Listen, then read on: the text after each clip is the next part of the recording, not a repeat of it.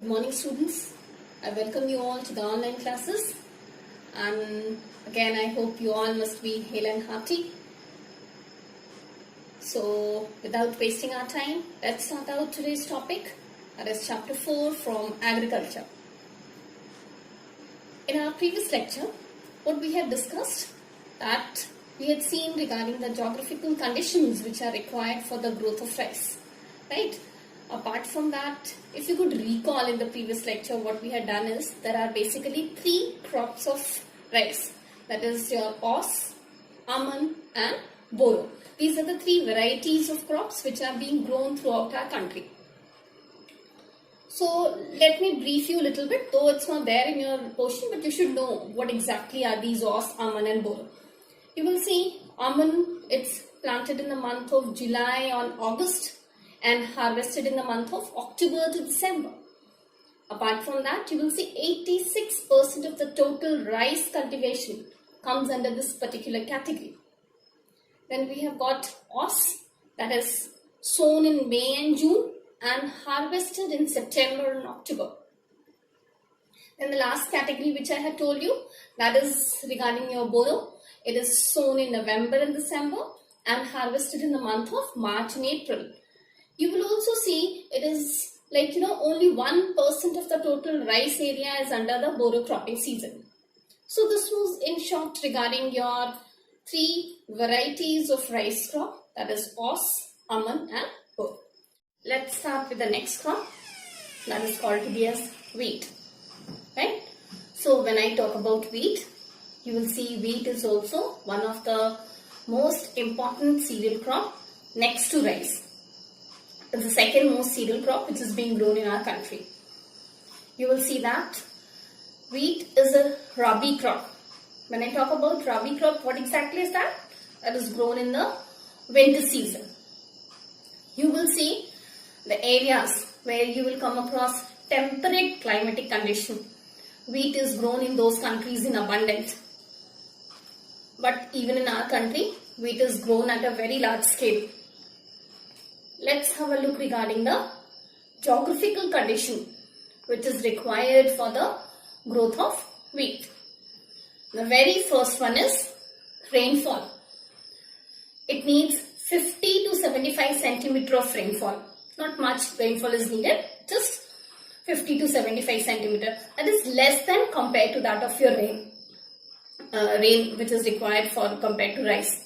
In rice, what we had seen, it needs standing water. Here, it's just slight rainfall is required. Apart from that, you will see temperature which is required. It's 10 to 25 degrees Celsius. So just have a look of it. It's not given in the textbook. Write down somewhere.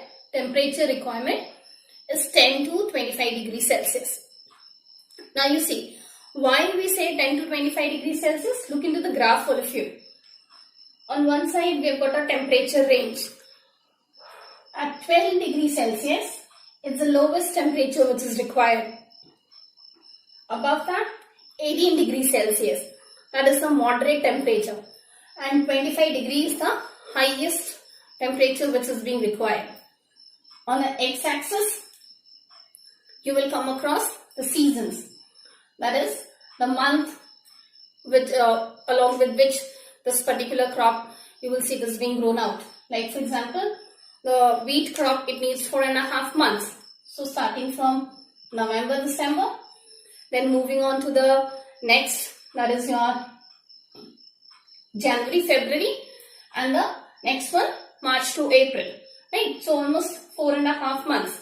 That is November to March, like that, 4.5 months you need to calculate. If you start with November, then after 4.5 months, you have to harvest it up, right? So this is how the temperature, what I was talking about, that is, as I told you, it's 10 to 25 degrees Celsius.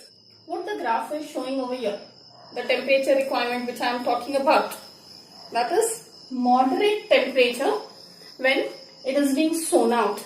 That is during the sowing period, not less temperature is required, neither high temperature, moderate temperature is being required. Apart from that, when you will see its growth period is there, that particular period of time, low temperature requirement is there. And when it is being harvested, that time very high temperature, that is not very high, that is 25 degrees Celsius temperature is required. So this is the pattern, growing pattern for the wheat.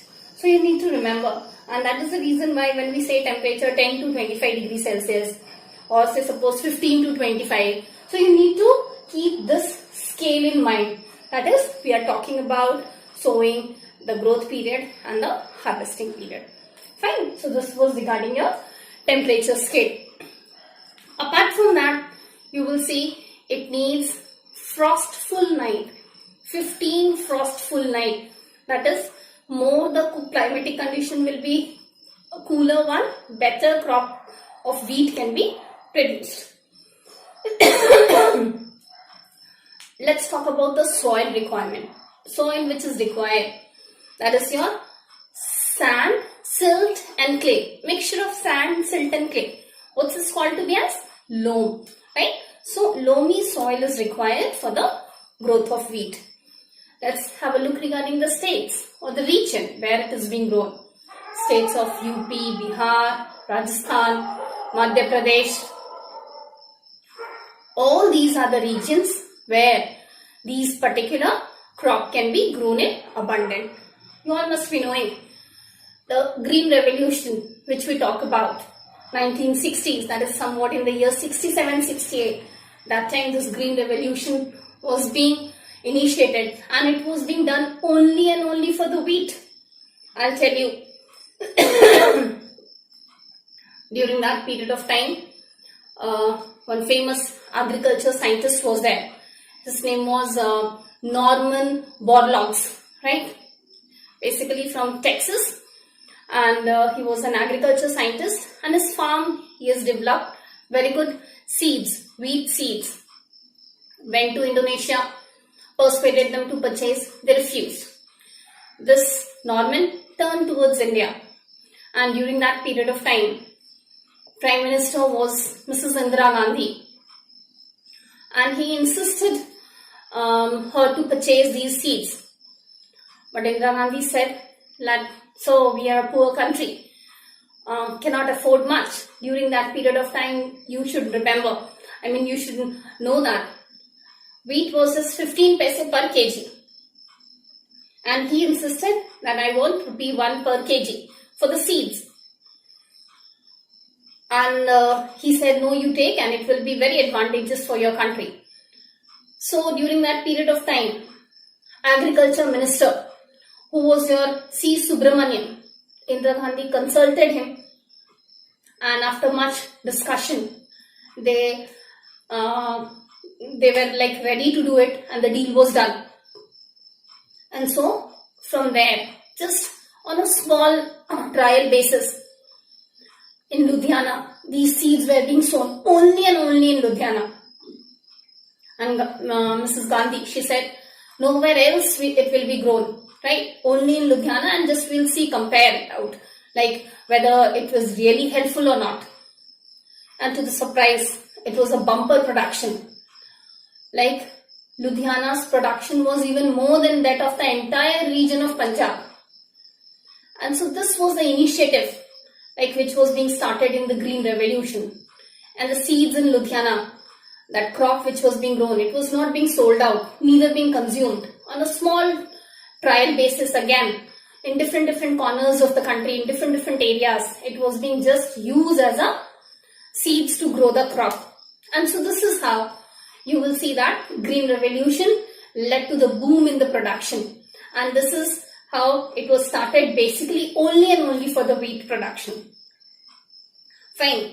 You will see day by day many research work is being carried on, and we are getting better and better variety of crops. When we talk about wheat, some of the good quality wheat crops which are there, that wheat is there, that is Sonalika. Then we have got Sarbati Sonera. Then we have got C308. All these are the good quality of wheat which are being sold in our country or grown in our country. And day by day, more and more research work is also being carried out. And we have got Indian Agriculture Institute, which is at Pusa, where you will see day by day for better quality of crops, the research work is being carried on. Millets. When I talk about millets, jawar, bajra and ragi, these are the three important millet crops which are being grown in our country. You will see these millets. They are also known by the name coarse grain, and it has got very high nutritional value as it is rich in minerals like iron, calcium, phosphorus, roughage. All these are being present in millets in great quantity. Hence, it is also one of the main crop which is being grown in our country next to rice and wheat. So now let us discuss regarding the millet crops. So let's start out. We are going to discuss about first crop, that is jawar. Jawar, it's a rain-fed crop and it is grown in the moist areas where hardly rainfall or hardly irrigation is being needed. These areas, they receive moderate rainfall. Fine. When I talk about moderate rainfall, it's like neither too high nor too less. Somewhat in the category of 30 to 100 centimeter of rainfall is being required. The temperature requirement, you will see it's 20 to 32 degrees Celsius. Well-drained, light soil is required for the growth of jawar. Apart from that, you all must be knowing, India is the largest producer of jawar in the world. For this particular crop, both excessive rainfall and prolonged drought, both are very harmful. So that is the reason why it needs a moderate rainfall. Apart from that, you will see the leading states, that is your Maharashtra, Karnataka, Andhra and MP. These are some of the region where this jawar is being grown in abundant. Now let us have a look regarding the next crop, that is called to be as bajra. This bajra, it thrives in the warm and dry climate. When I talk about warm and dry climate, you will see rainfall which is being required, it won't be too much. This is 45 centimeter of rainfall is being needed. The requirement for the temperature is just 25 to 30 degrees Celsius. When I talk about soil, you will see the type of soil, that is a sandy soil is being required. Apart from that, bajra can also be grown in the shallow black soil. Fine. Now let us have a look regarding some of the states. Then you will see Rajasthan is the leading producer of bajra, followed by UP, Maharashtra, Gujarat and Haryana. Right? So throughout these states, bajra can be grown out. Then we have got the last category, that is called to be as ragi. Ragi is very rich in iron and calcium. Apart from that, it also has other macronutrients and roughage which is being needed. It's a crop of dry region basically and grows very well in your red, black soil, sandy soil, and even shallow black soil is also being required. Again, Karnataka is one of the leading producer of ragi. Then you will see it can also be grown in the other states like Himachal Pradesh, like you've got Uttaranchal, like you've got Sikkim, Jammu and Kashmir, Andhra. All these are the regions where you will come across the growth of ragi. So this was all about your millets which is being grown. Fine. So before I end the session, let us have a look regarding the topics which we have covered.